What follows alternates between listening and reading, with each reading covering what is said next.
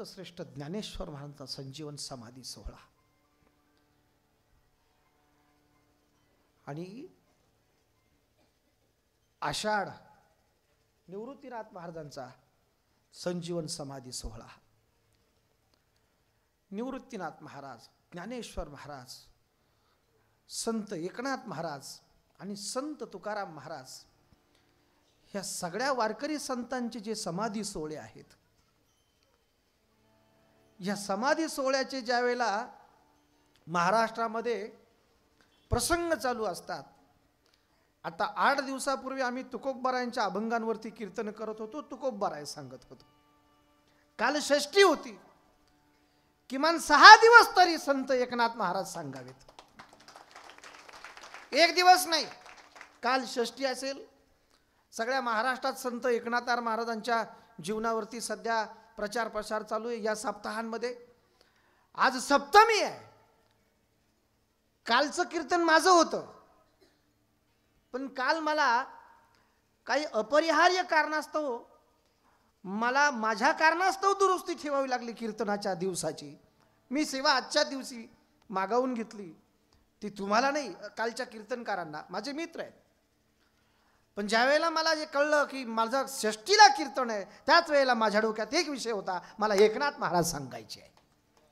पण काल मला येता आले नाही, तरी पण मला एकनाथ महाराजच सांगायचे आज. विठाला विठाला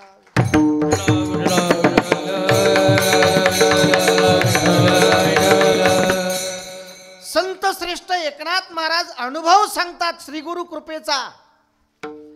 संत श्रेष्ठ एकनाथ महाराज अनुभव सांगतात ईश्वर प्राप्तीचा.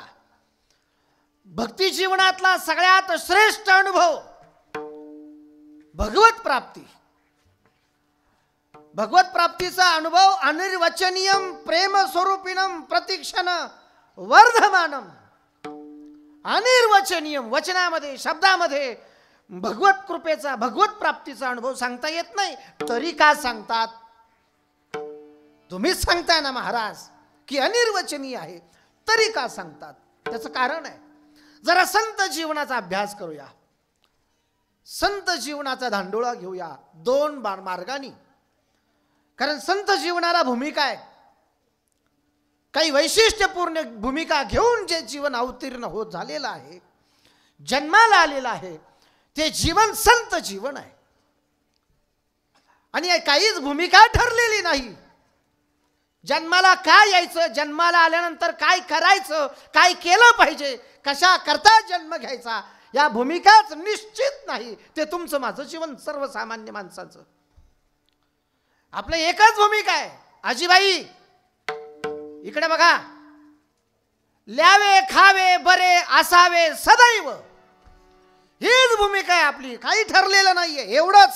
खायचं प्यायचं निवांत मजेत राहायचं. कुठं बसलोय आणि कुठं बसल्यानंतर कसं बसायचं याची सुद्धा अक्कल नाही, इतकं सामान्य जीवन आपलं. बसलोय कीर्तनात आणि वागणं असेल तमाशात बसला का काय, भूमिकाच नाही या जीवनाला. पण विशिष्ट प्रकारची भूमिका ज्यांची आहे ते संत एकनाथ महाराज, संत तुकोबाराय, विश्वमाऊली संत श्रेष्ठ ज्ञानेश्वर महाराज, नामदेव महाराज, निळोबा महाराज आदी आदी संत मंडळी विशेष भूमिकेनं या मृत्यूलोकामध्ये अवतीर्ण झाली. संत जीवनाची पहिली भूमिका जगाचं कल्याण आणि संत जीवनाची दुसरी भूमिका आत्मकल्याण. ज्या वेळेला संत या मृत्यूलोकामध्ये अवतार धारण करतात, त्याच वेळेला संत सांगतात आमच्या अवताराचा हेतू काय, आम्ही काय जन्माला आलो, आमचा अवतार आमच्यासाठी नाही. अवतार तुम्हा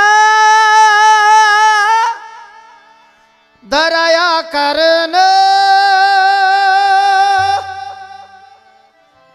अवतार तुम्हा दया करण, अवतार तुम्हा दया करण, अवतार तुम्हा दया करण, अवतार तुम्हा दया करण, अवतार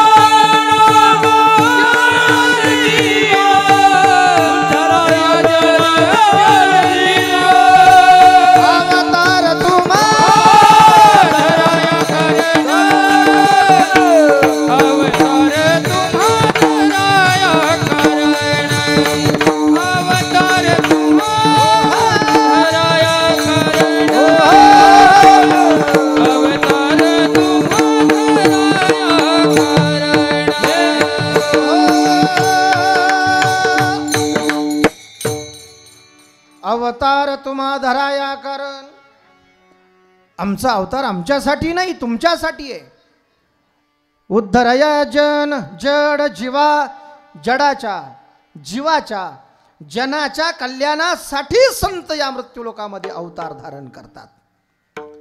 आईला जाणत्या मुलापेक्षा अजाणत्या मुलाची काळजी अधिक असते. आंधळे पांगळे मुके पुढे जीवा परीस बाळ पडिये माते. चांगला सज्ञानी आहे त्याची नाही काळजी, जो अज्ञानी आहे, ज्याच्या कुटुंबाचा, ज्याच्या संसाराचा, ज्याच्या जीवनाचा हो उन्नती झाली, ज्याची प्रगती झाली, त्याची नाही काळजी. ज्याची प्रगती शिल्लक आहे अजून त्याचं लाईनीला लागायचं आहे. आईला मुलगा बेवडा जरी असला तरी आवडतो, दुर्गुणी जरी असला तरी आवडतो. तसं संतांना समाज अज्ञानी जरी असला तरी जीवापेक्षा जास्त आवडतो, कारण संत या समाजाची आई आहे. संत या समाजाची आई आहे. किती मोठी वृत्ती आहे. हाडामासाच्या गोळ्याला जन्म देणाऱ्या आईचं काम थांबलं की माझ्या संत रूपी आईचं काम चालू होत असतं. जन्माला घातला गोळा, वाढवला, संसाराला लागला, आईचं काम थांबलं. पण या जीवनात येऊन काय करायचं हे त्याला कळालंच नाही. त्या क्षणापासून संत रूपी आईचं काम चालू होत असतं. तुम्ही संत माया बाप कृपावंत,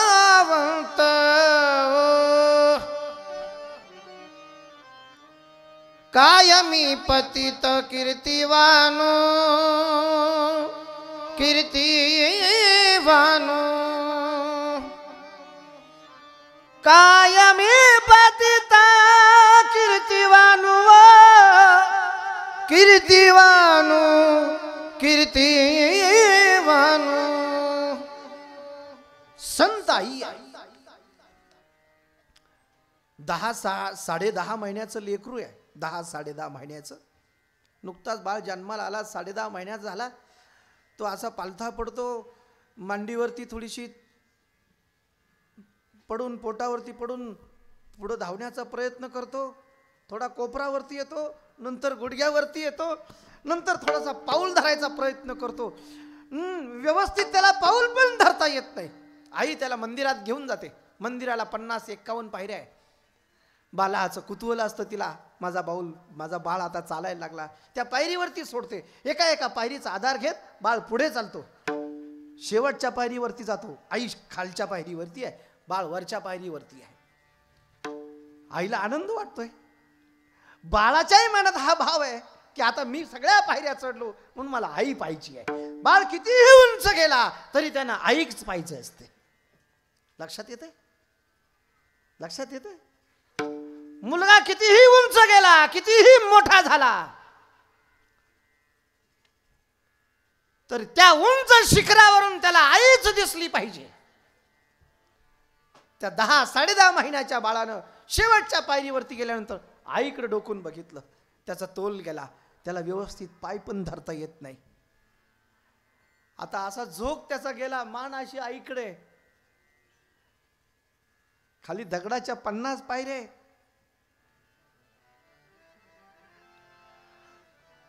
आता त्याचा तोल जाणार, त्याचं डोकं त्या दगडाच्या पायरीवरती पडणार. आईच्या काळजाचा टोका चुकला. आईने आकांत आरुळी दिली, बाळा चुकीचा पाऊल टाकू नको. आईनं बाळाला पहिलाच पाऊल टाकताना सांगितलंय, बाळा चुकीचा पाऊल टाकू नको. पुरीला पण, बाळा चुकीचा पाऊल टाकू नको. आता शिक 10वीतून 11वीत गेली, कॉलेजला चाललीस, बाळा चुकीचा पाऊल टाकू नको. पहिल्याच पाऊलाला आईनं सांगितलं. आत्ताशीच 11वीतून 12वीत गेली, बाळा अनेक मित्र भेटतील, जाती धर्माचे भेटतील. जात वेगळी असेल, धर्म वेगळी असेल, पण हिंदूंच्या मुलींना जाळात ओढण्यासाठी मोठमोठे पाश टाकले जातात. माऊली, कपाळाला गंध लावला जातो, हातामध्ये भगवा गंडा दोरा गुंडाळला जातो, गळ्यामध्ये माळा घातली जाते आणि आपल्या पुरींच्या पाठीमाग वेगवेगळे पास घेऊन इतर जाती धर्माची मुलं फिरतात. पोरीनो जरा सावधान. कुणाचाही नंबर मोबाईल मध्ये सेव्ह करायच्या अगोदर थोडंसं डोकं टाळ्यावर ठेवा. कुणाच्या पोटी जन्माला आलो, कोणत्या तालुक्यात कोणत्या गावात जन्माला आलो, थोडं डोकं ठिकाण्यावर ठेवा. कॉलेजला चाललात म्हणजे काही कलेक्टर झाल्या नाही तुम्ही. पोरांना आपण सांगतो, ऐका. 10-10.5 महिन्याच्या बाळानं पाऊल पाठीमागं टाकला, झोका गेला, तोल गेला, आईनं आकांतारोळी दिली, बाळा, आई पळत गेली. एका क्षणात आईनं बाळाला स्वतःच्या हातामध्ये झेललं. माझा सांगण्याचा मुद्दा संपला. आता मला तुम्हाला विचारायचंय, तोंडावरती उत्तर आहे. आईनं मुलाला वाचवलं कशापासून? तुम्हाला विचारतोय मी. शाबास. कशापासून वाचवलं?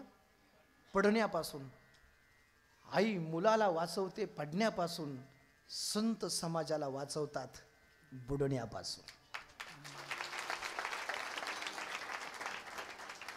ह्या सगळ्या आया भाग्यवान आहेत.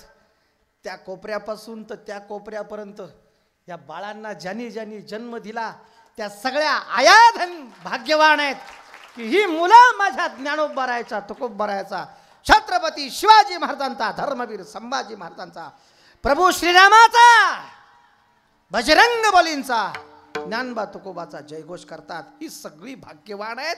ही कृपा ज्ञानोबरायची, ही कृपा तुकोबरायची. आई पडण्यापासून वाचवते आणि संत बुडण्यापासून वाचवतात. बुडत हे जन, बुडत हे जन, न देखावे डोळा, येतो काळीवाळा, म्हणून या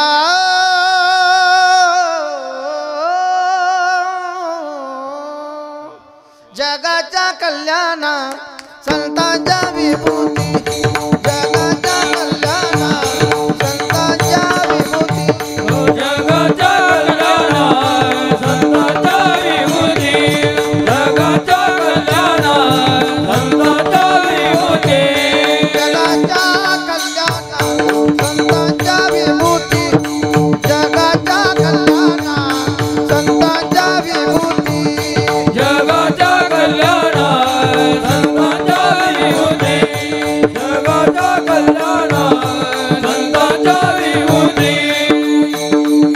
देह कष्ट विधीवा परोपकारे, जगाच्या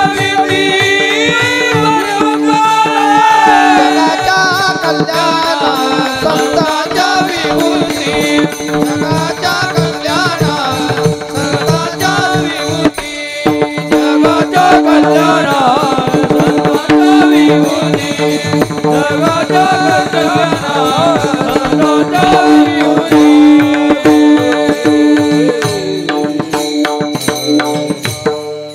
जनकल्याणासाठी पहिली भूमिका जगाच्या कल्याणासाठी, दुसरी भूमिका आत्मकल्याणासाठी.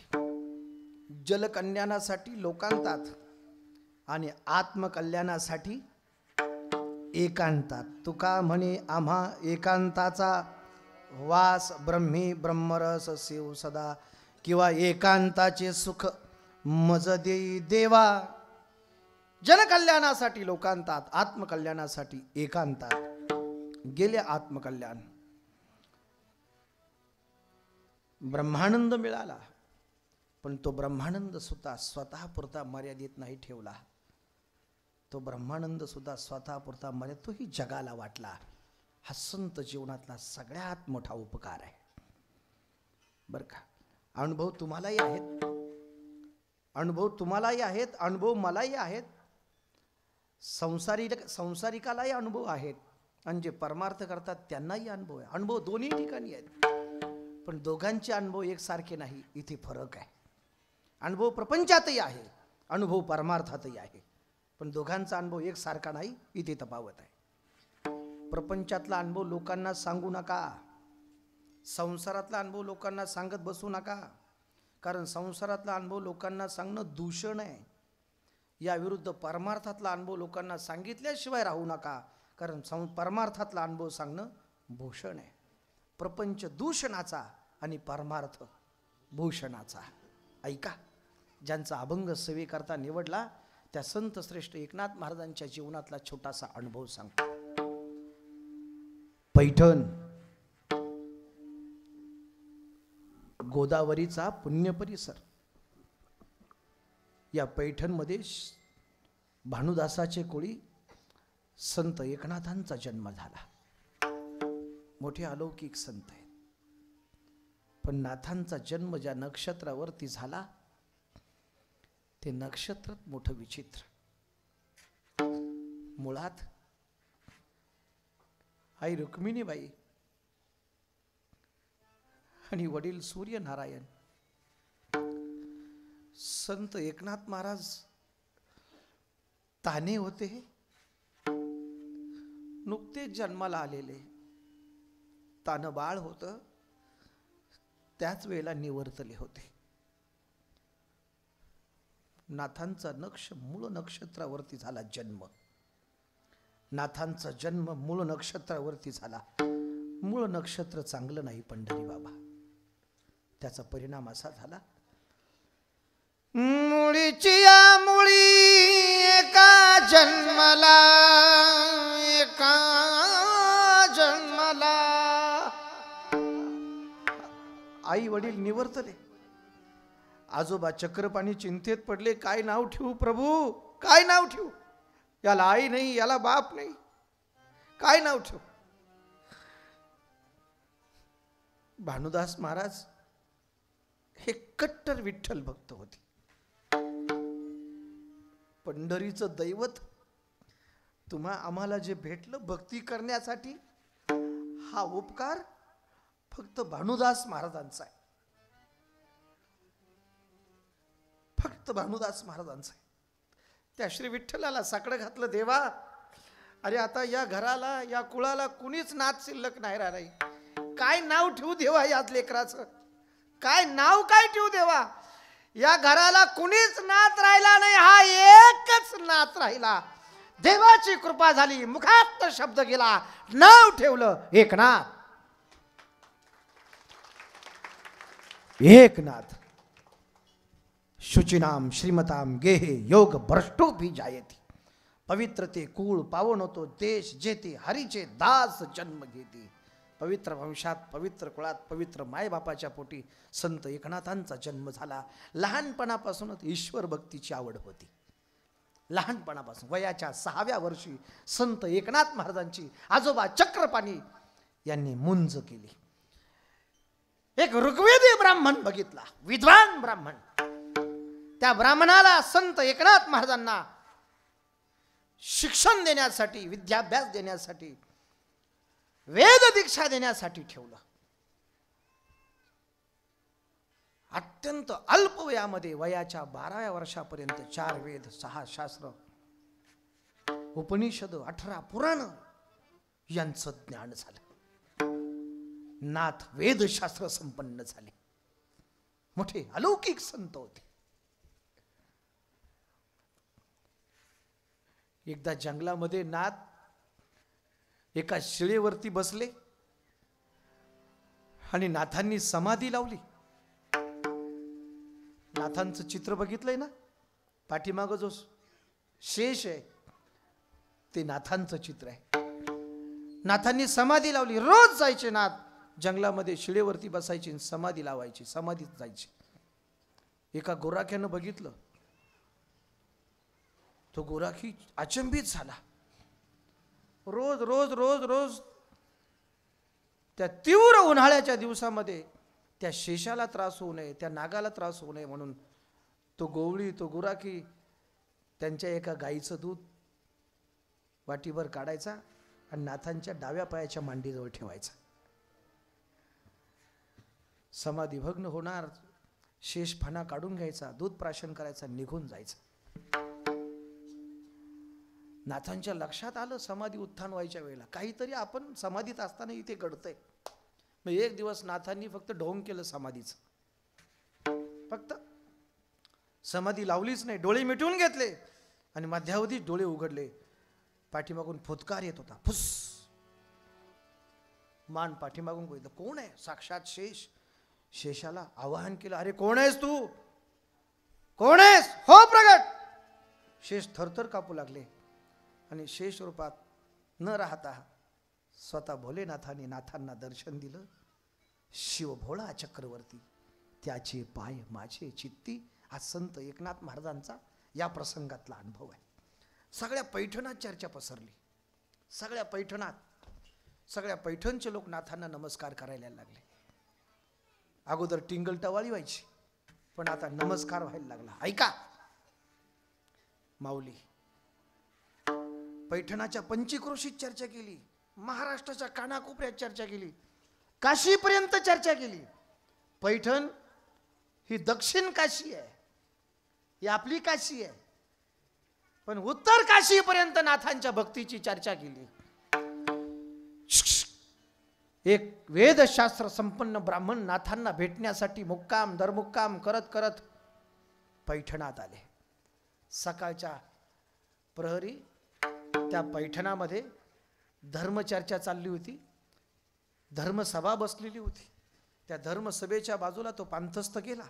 कितीतरी दिवसाचा उपवासी होता, क्षुधातूर तृषातूर झालेला होता, दाढी वाढलेली होती, गुडघ्यापर्यंत धोतर आहे, कपाळाला गंध लावलेला आहे, शिखासूत्र जाणव आहे. त्या धर्मसभेतल्या एका ब्राह्मणानं बघितलं, कोणीतरी द्विजवर आहे, थकलेला आहे, खूप दूरवरनं आलेला आहे, वेशानं ब्राह्मण दिसतोय. तो त्या सभेतनं उठला आणि त्यांच्याजवळ गेला. तो एका शिळेला टिकून बसला होता. त्यानं त्याला विचारलं, कोण? कुठून आलात? त्यानं सांगितलं, काशीवरून आलो. काशीवरून आलात का? हे पैठणच आहे. हो, हे पैठणच आहे. का? नाथांना भेटायचं. ते नाथांचं घर कुठे आहे? तो म्हटलं, घर नाही, चिरेबंदी वाडा आहे. का? जायचंय मला. तो पहा, पिंपळाचा पार, उजव्या अंगानं जा. तुळशीचे वृंदावन असेल, सडा समाज रांगोळी टाकलेली असेल, तो नाथांचा वाडा आहे. झप झप झप पावलं टाकत टाकत पिंपळाच्या पारापासून उजव्या अंगाने गेला. पुढे चालले 5 पावलं, तुळशीचे वृंदावन, ते सडा समाज रांगोळी दिसली. जरा बरं वाटलं. दरवाजाची कडी वाजवली आणि आवाज दिला, अहो नात आहेत का? अहो नात आहेत का? आई साहेब गिरिजा देवी दाराशी आल्या. कोण आपण? वाकून नमस्कार केला. कुठून आलात? काशीवरून आलो, काशीवरून आलो. बै बै बै बै बै, काशीवरून आलात का? नाथांना भेटायचंय. हा नाथांचाच वाडा. हो या ना. गुळ पाण्याचे उपचार सांगितले, पण काही नको म्हटला. फक्त नाथांना भेटायचंय. काशीवरून आलोय, अन्न पाण्याचा त्याग केलाय, क्षुधातूर तृषातूर झालाय, तरी पाणी नको म्हणतोय. फक्त नाथांना भेटायचंय. काय तीव्र जिज्ञासा आहे. आईसाहेब गिरिजादेवी देवघरात गेल्या. नाथांची पूजा आटोपलेली होती.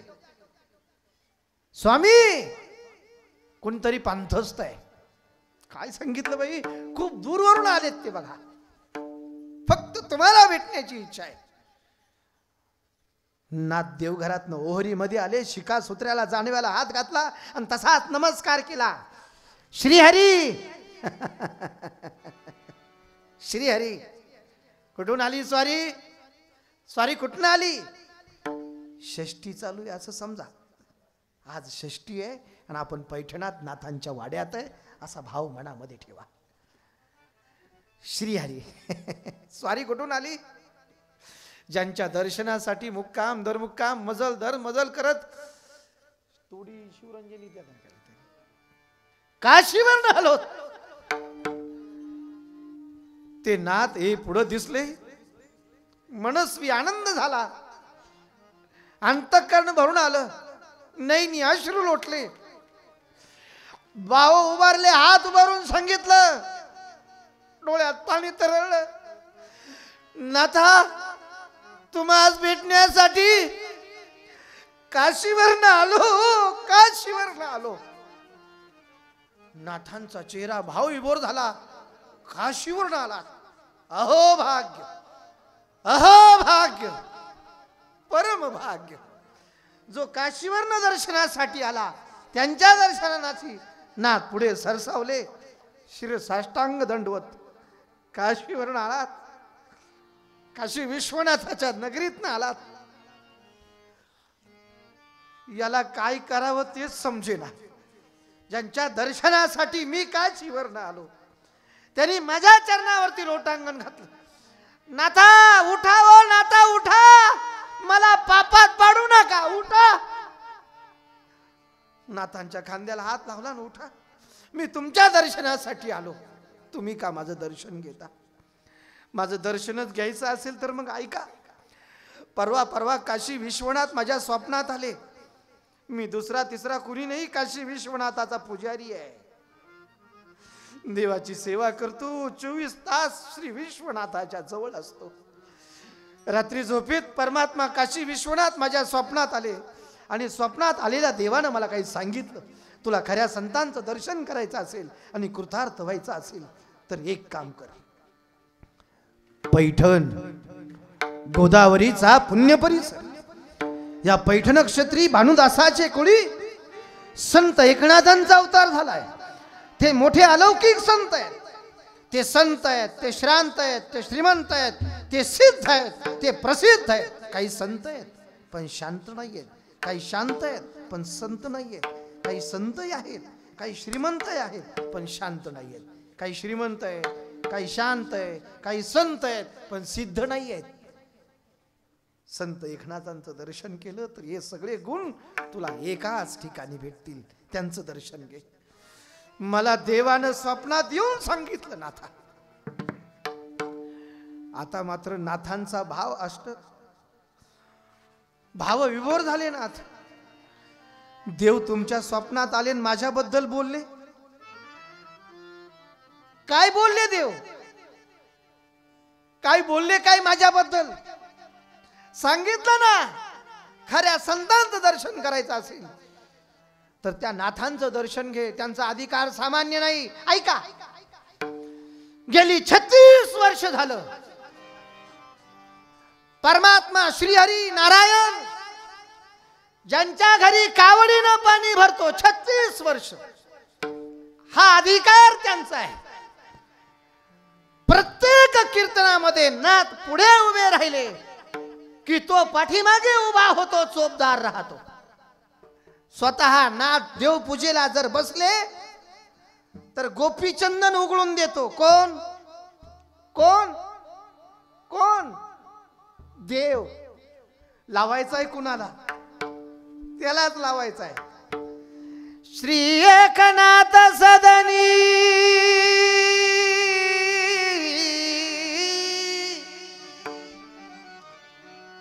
माधवजी सर्व ही कामे करीतो, स्वकरे चंदन घाशी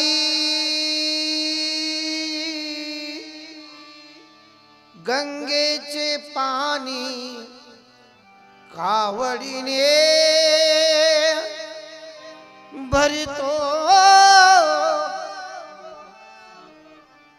कावडीने पाणी ज्या घरी चक्र पाणी वाहे.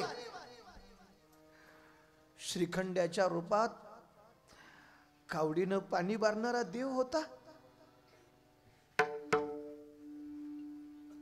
काय सेवा करून घ्यायची मी. गळगळा डोळ्याला अश्रूच्या धारा लागल्या. नाथांनी काव्य करावं, नाथांनी एकनाथी भागवत लिहावं, एकादशा स्कंदाची टीका करावी, नाथांनी चिरंजीव पद लिहावं, राथांनी रुक्मिणी स्वयंवर नावाचा ग्रंथ लिहावा, एकनाथी भागवत लिहावं, भारूड रचावं. जगामध्ये, समाजामध्ये, विश्वामध्ये चाललेली जातीय विषमता नाथांनी नष्ट करावी म्हणून 36 वर्ष नाथांना कायम सूचना देणारा हा श्रीखंड्याच होता श्रीहरी. नाथांच्या लक्षात आलं कावडीनं पाणी भरणारा देव होता. नाथांनी पश्चाताप केला, नाथांनी आकांत केला. घराचा कोपरान कोपरा धुंडाळला त्यानं, घराचा कोपरान कोपरा धुंडाळला त्यानं. पण श्रीखंड्याच्या रूपातला बाळ वेशातला परमात्मा श्रीहरी अंतर्धान झाला आणि आपल्या आजीच्या मांडीवरती जाऊन बसला.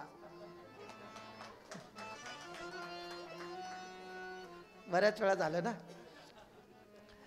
नाथाने घराचा कोपरान कोपरा धुंडाळला पण देव सापडे ना, देव अंतर्धान झाले. नाथांनी एकांत आरोळी दिली, श्रीखंड्या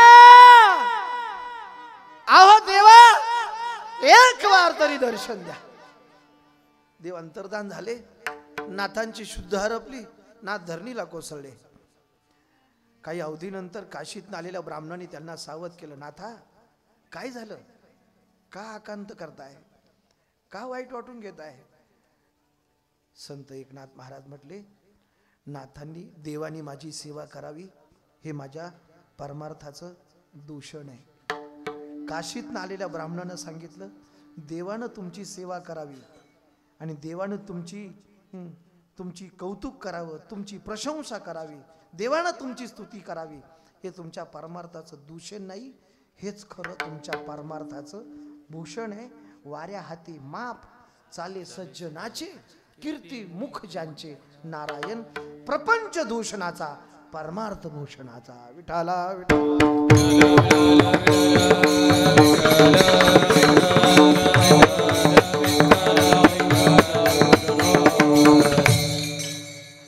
प्रपंच भूषणाचा आणि परमार्थ दूषणाचा. प्रपंचातले अनुभव नका सांगू, प्रपंचातले अनुभव सांगू नका. काय कधी कधी आता आम्ही शहरामध्ये राहतो, काय सध्या हे व्यसनाधीनतेचं प्रमाण खूपच वाढलंय. व्यसनाधीनचं शिवजयंती होती त्यावेळेला एक प्रसंग मी बघितला होता. त्याच्यानंतर रामनवमी होती त्यावेळेला आता सगळे लोक रामनवमीचा आणि शिवजयंतीचे चांगले चांगले अनुभव सांगतात. आणि सध्या तर कीर्तनकारांनी खूप गर्जना करून टाकलेली आहे. शिवजयंती, रामनवमी, धर्माचे सगळे उत्सव कीर्तनकारांनी गाजवून टाकलेले. पण ते कीर्तन करून जाताना रस्त्यामध्ये एखाद्या गावात जर मिरवणूक चालू असेल तर त्या मिरवणुकीच्या बाजूला गाडी थांबवत जा जरा. सध्या मिरवणुका डीजेवर चालू आहेत.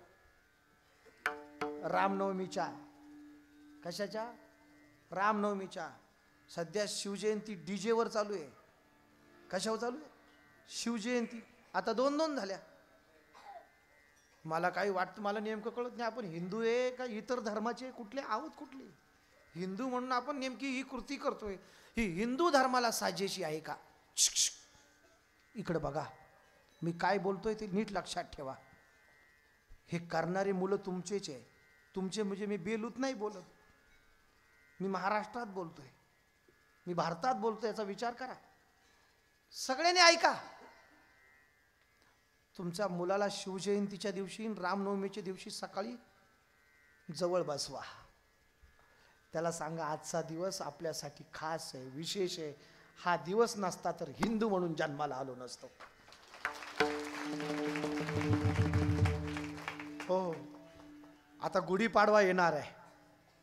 गुढीपाडवा, गुढी म्हणजे काय, गुढी म्हणजे विजयाची पताका. गुढीपाडवा म्हणजे काय, गुढीपाडवा म्हणजे चैत्र शुद्ध प्रतिपदा विजयोत्सव. त्यांना सांगायचं अरे गुढीपाडव्याच्या दिवशी प्रभू श्रीरामानं रावणाचा वध केला आणि विजयाची भगवी पताका हिंदू धर्माची या भारतवर्षावरती पसरवली, फडकवली. तो दिवस कुठला असेल तर तो दिवस आहे गुढीपाडव्याचा दिवस. छत्रपती शिवाजी महाराजांनी परकीयांचं सगळी आक्रमण परतावून लावली आणि या महाराष्ट्रावरती स्वातंत्र्याचा भगवा ध्वज, भगवी पताका फडकवली. तो दिवस कुठला असेल तर तो दिवस आहे गुढीपाडव्याचा दिवस. सांगायचं त्यांना आपले सण, आपले उत्सव, आपल्या राजाची जयंती, प्रभू श्रीरामाची नवमी थोडी हिंदू धर्माला साजेशी तरी साजरी करूयात. आज चुकीचा वागू नको. सांगत जा पोरांना. है कोई ऐसा मुसलमान जो अल्लाह के दरबार के आगे डीजे लगाकर नाचता है तो दिखाओ मुझे. है कोई ऐसा मुसलमान जो मस्जिद के सामने डीजे पर नाचता हो, सिने संगीत लगाते, तो बताओ. है कोई ऐसा क्रिश्चियन जो चर्च के आगे डीजे लगाकर शराब पीकर नाचता हो तो मुझे दिखाओ. है कोई ऐसा भाई, है कोई ऐसा सिख, है कोई ऐसा पंजाबी जो अपने गुरुस्थली के सामने डीजे लगाकर शराब पीकर नाचता हो तो मुझे दिखाओ. तो हम क्यों बेशर्मी कर रहे हैं? ये छोड़ दो. ये गलत बात है. ये धर्म को, ये संस्कारों पर गलत रास्ते पर ले जाने की बात है. इसे बंद कर दो.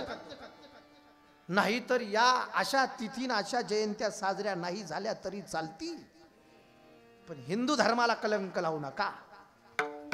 बोलण्याचा अर्थ कळाला? बोलण्याचा अर्थ कळाला? प्रपंच दूषणाचा, परमार्थ भूषणाचा. प्रपंचातले अनुभव ज्यानं त्यानं ज्याच्या त्याच्यापुरते मर्यादित ठेवा आणि परमार्थातले अनुभव सगळ्या जगाला ओरडून सांगा. हा घ्या माझा अनुभव भक्ती बाबा वाक्याचा, भक्ती बाबा वाक्याचा, भक्ती बाबा वाक्याचा. आज्ञा माझा अनुभव भक्ती बाबा वाक्याचा, भक्ती बाबा वाक्याचा, भक्ती बाबा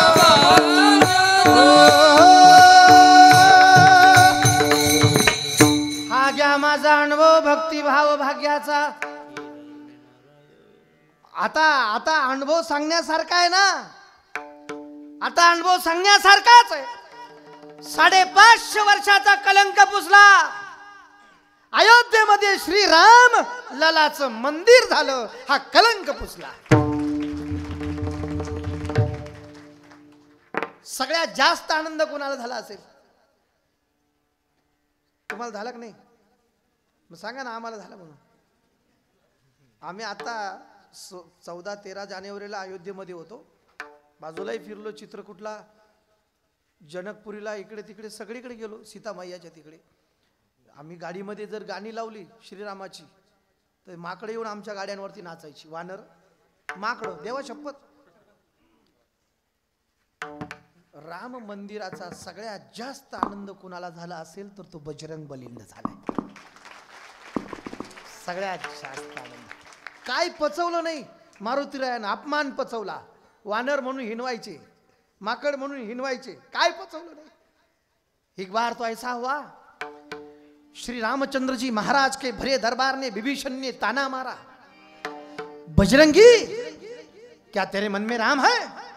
अपमानित हुए प्रभु के सामने दरबार में,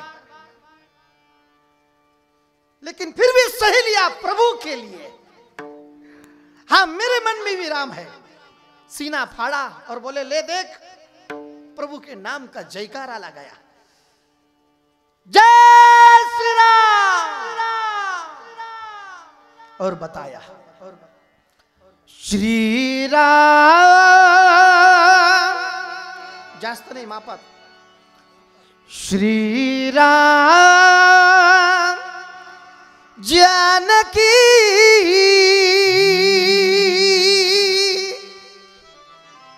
श्री राम जानकी बैठे हैं मेरे सीने में। श्री राम जानकी बैठे मेरे सीने में। श्री राम जानकी बैठे मेरे सीने में। आ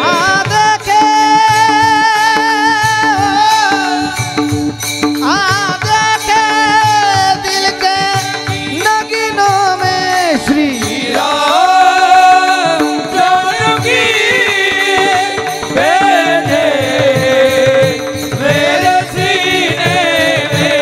श्री राम जानकी बैठे मेरे सीने में।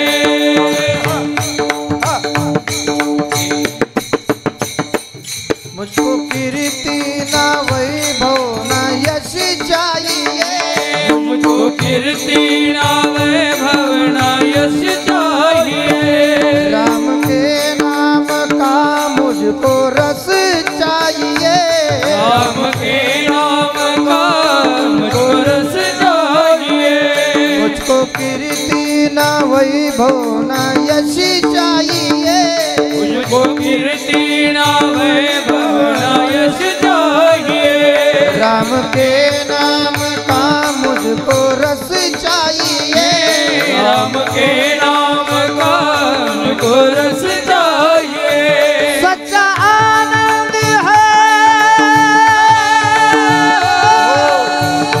सच्चा आनंद है ऐसे जीने में। श्री राम जानकी बैठे मेरे सीने में।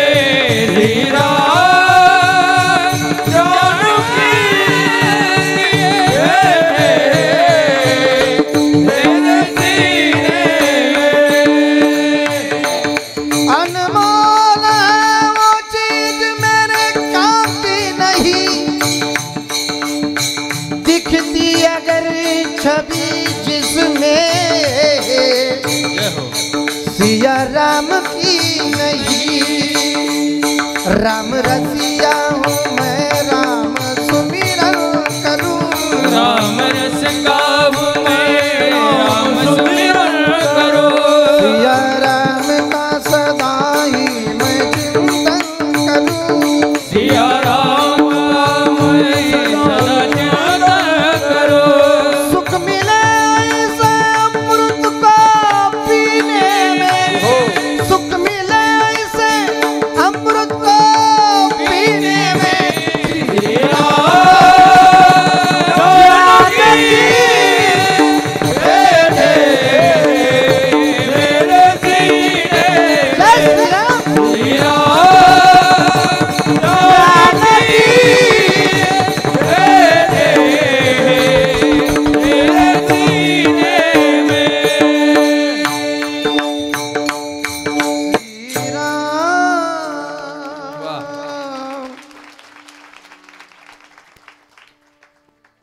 सध्या असं आहे, हे म्हटल्याशिवाय माझं कीर्तन पुरं होत नाही आणि किमान 1 वर्षभर चालूच राहणार आहे. कारण राम मंदिराला 1 वर्ष पूर्ण जोपर्यंत होत नाही तोपर्यंत रामनामाचा गजर चालूच राहिला पाहिजे, चालूच राहिला पाहिजे. सप्टेंबरला 7 तारखेला राम मंदिरात माझं कीर्तन आहे अयोध्येला. आपली कृपा आहे, महाराष्ट्राला एवढं मोठं भाग्य भेटलंय गोविंद देवगिरीजी महाराजांच्या रूपानं. एवढं मोठं भाग्य भेटलंय. आपल्या महाराष्ट्राचं वैभव आहे, कुणालाच नाही, पण त्यांना कार्याध्यक्ष मंदिराचं. मैं क्यों बात कर रहा हूं, अनुभव.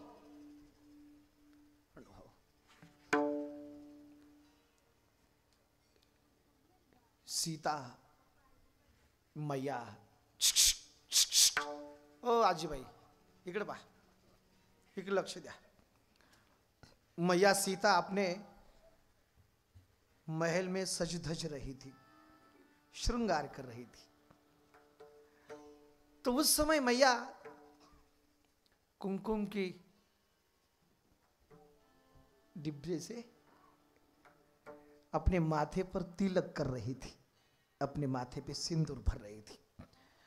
छोटे बजरंगी थे, मैया के सामने आ गए और मैया को बड़े कुतूहल से पूछ रहे, मैया ये अपने माथे पे ये लाल तिलक क्यों लगा रही हो? तो मैया ने प्रभु की याद में कहा, कहते समय आंखों में आंसू आए।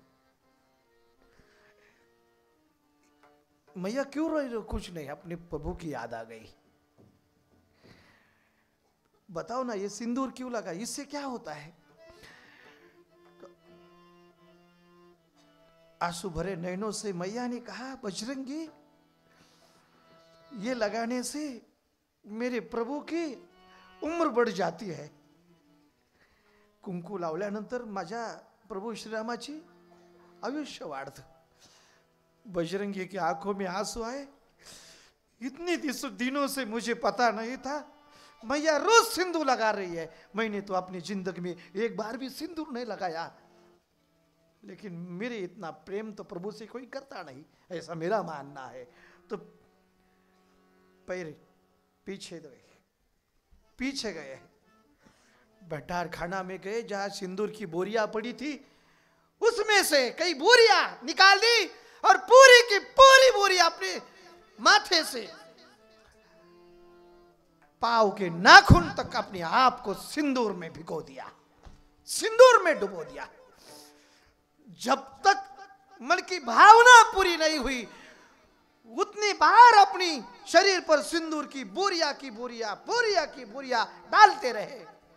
संतोष हुआ तो मैया के पास आ गए। आंख में सिंदूर जा रहा था तो ऐसे आंख पोछे और मैया के पास गए, दौड़ते बोले, मैया ये देखो मैंने क्या कर दिया। तो मैया थोड़ी सी डर गई, अरे ये क्या कर दिया, कौन है तू? मैया मैं बजरंगी। अरे ये क्या कर दिया? अरे मैया तुझे कितनी फिक्र है रे मेरे प्रभु के लिए।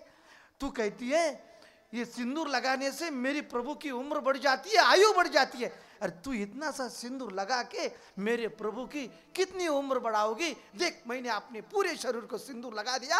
मेरा ऐसा मानना है कि मेरा जीवन प्रभु के लिए है, मेरी पूरी की पूरी उम्र मेरे प्रभु को लग जाए, इतना प्यार होना चाहिए। अनुभव काय देणार तुम्ही जगाला? हा घ्या माझा अनुभव। देतात?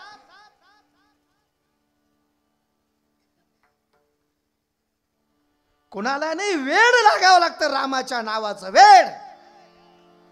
जो राम दीवाने है, जो राम दीवाने है, जयकार लगाएंगे। दुनिया में फिर से हम श्री राम को गाएंगे। दुनिया में फिर से हम श्री राम को गाएंगे। ओ दुनिया में फिर से हम श्री राम को गाएंगे। दुनिया में फिर से हम श्री राम को गाएंगे। एक बार हाथ ऊपर करो, सबके सब श्री राम के लिए। उमेश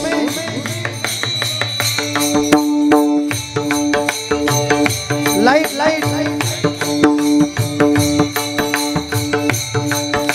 तो गाओ। सिया राम सिया राम सिया राम सिया राम सिया राम सिया राम सिया राम सिया राम सिया राम सिया राम सिया राम सिया राम सिया राम सिया राम सिया राम सिया राम। जो राम दीवाने हैं जयकार लगाएंगे। जो राम दीवाने हैं जयकार लगाएंगे। जो राम के बेटे हैं श्री राम पुकारेंगे। जो राम दीवाने हैं श्री राम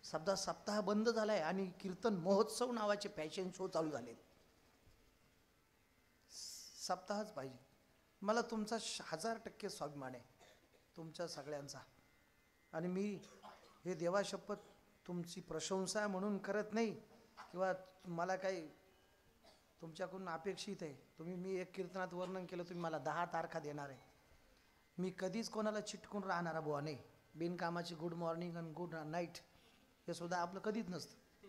बिनकामाचं विकास महाराज माझा फोन आला बिनकामाच तुम्हाला कधीच नाही का? ओळख नाही का? पंढरी बाबा तुम्हाला आला? ओळख नाही का?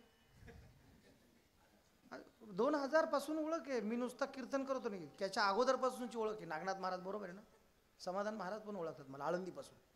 मी 95ला आळंदीला गेलो होतो. किती? 95 ते 2012. मग गणित काढा तुम्ही. सध्या पॉलिशचा कालखंड चालू आहे. तुमच्या नावाला पॉलिश करायची, माझ्या नावाला पॉलिश करायची, हे सध्या सगळं असं हे चालू आहे.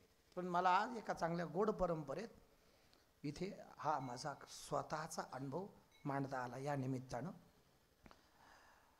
सगळ्यात महत्त्वाची गोष्ट आहे, संसार कितीही केला तर त्याच्यात दुःख आहे आणि परमार्थ थोडा जरी केला तरी त्याचा आनंद आहे. या संसारानं दुःखी झालेले वारकरी विचारांनी, संत नाथांच्या विचारांनी प्रेरित झालेले काही साधक नाथांकडे गेले. नाथा, आम्ही संसारात एवढे दिवस घातले पण आम्हाला अनुभव कधीच चांगला आला नाही, काय दुःखाचा आहे.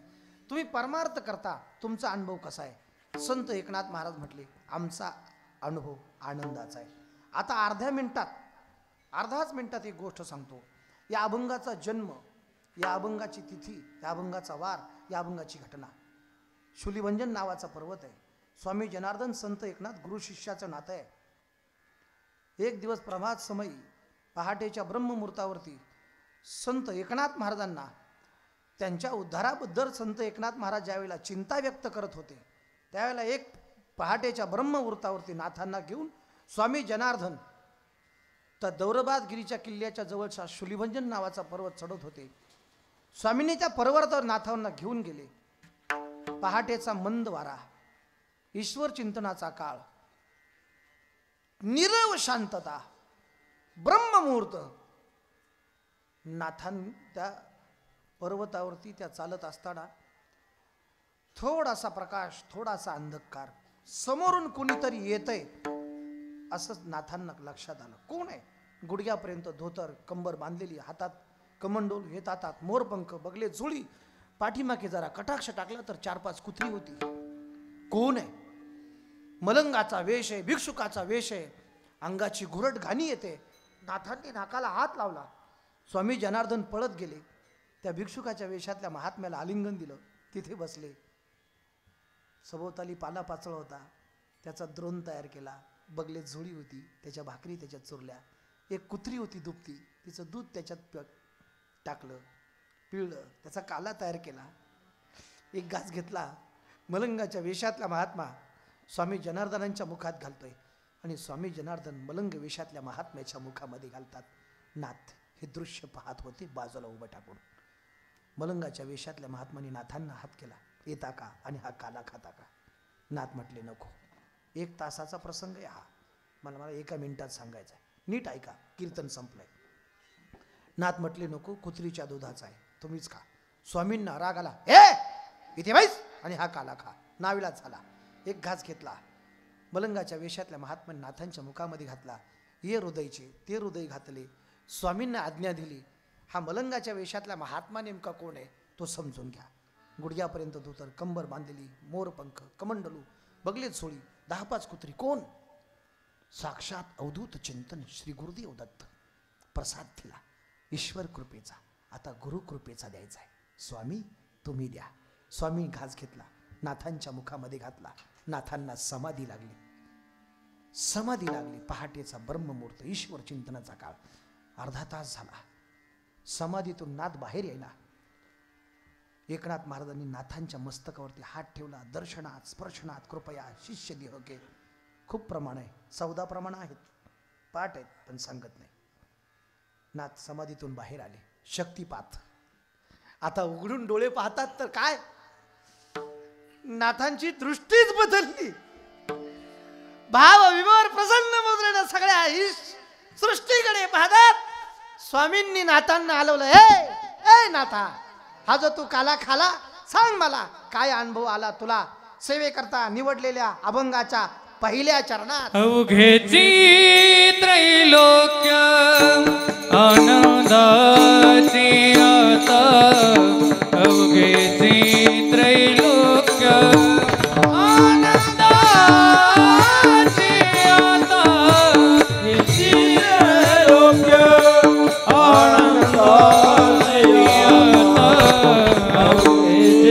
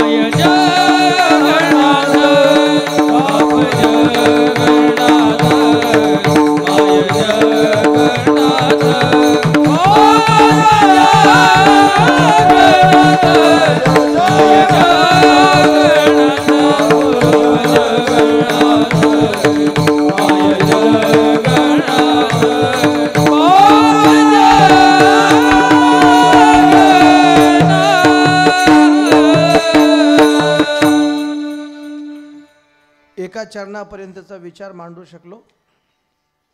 यापेक्षा जास्त वेळ कीर्तन करणं उचित नाही आणि एका कीर्तनात एक अभंग सांगू शकत नाही.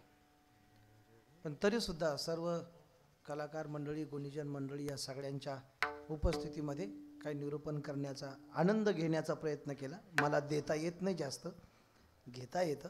तुमच्या सहवासानं खूप छान वाटलं. एकदा मोठ्या प्रेमानं भजन करा. हरी जय जय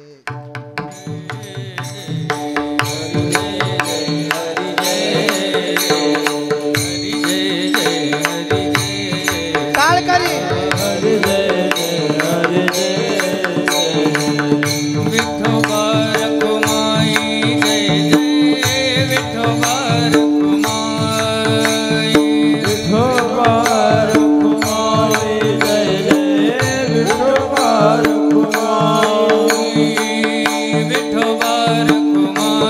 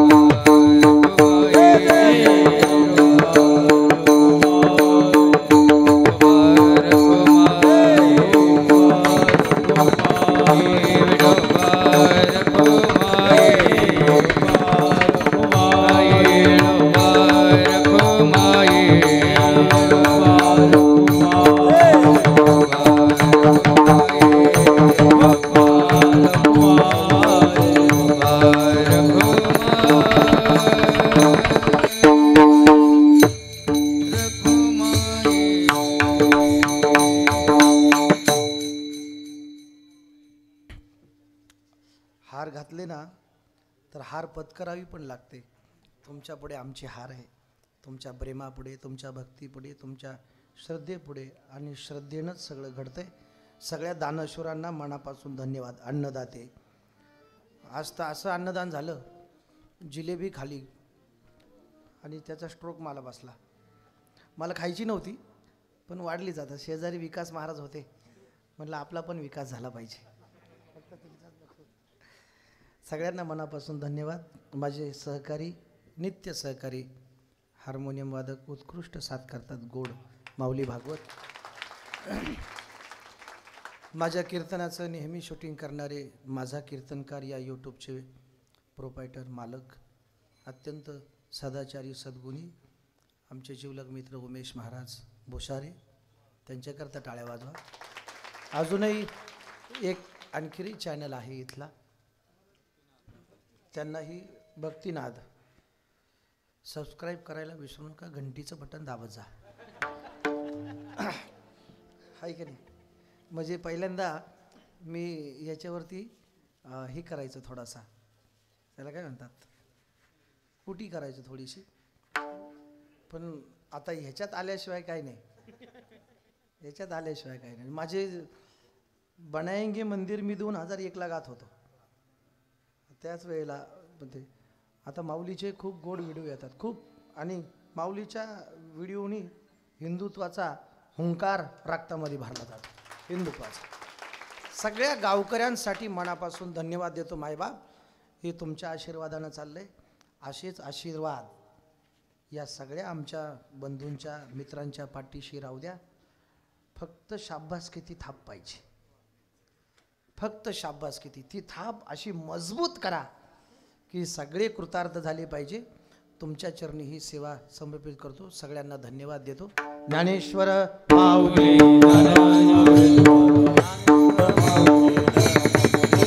विठ्ठल जय जय.